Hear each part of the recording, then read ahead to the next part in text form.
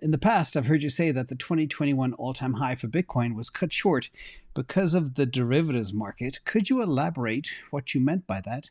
And is there anything stopping it from happening again?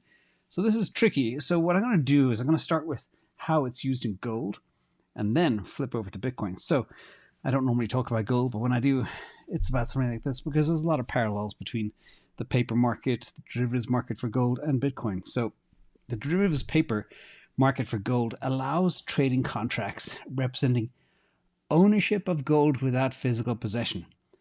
Think about that. You're trading gold, but you don't own any. And I remember back in 2014, there was about $360 billion of paper gold traded per month. And there's only $279 million of physical gold delivered, traded. That's more than a 1,000 to 1 ratio. And that is the derivatives market is now about 100 or 1,400 times bigger than it was back then. So the larger and far, far, far larger than the physical gold market. So the way this keeps the lid on gold prices is short selling in the derivatives market creates an illusion of selling pressure and can lower spot gold prices.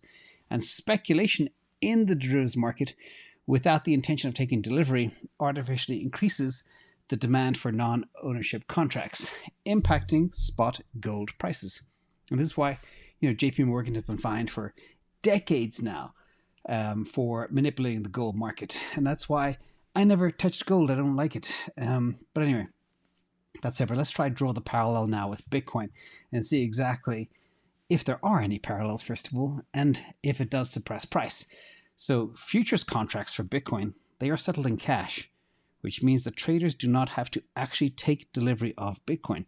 And this makes it easier for traders to short Bitcoin, which can put downward pressure on price. Now, sometimes I do this, but it's to kind of hedge a position, not to push Bitcoin down, but to protect the price that I have it at. Now, Bitcoin futures market is relatively illiquid, which means that there is not a lot of trading volume, which makes it very easy for large institutions to manipulate the market and suppress the price. And the Bitcoin futures market is not regulated, which means that there are a few rules to prevent market manipulation. And this makes it even easier for our friends at JP Morgan and others to suppress the price of Bitcoin if they want to. Not saying that they do, but if they want to, they can. And overall, there's a number of reasons why this keeps Bitcoin futures keep price suppressed, including futures contracts are settled in cash, like I mentioned, et cetera, et cetera.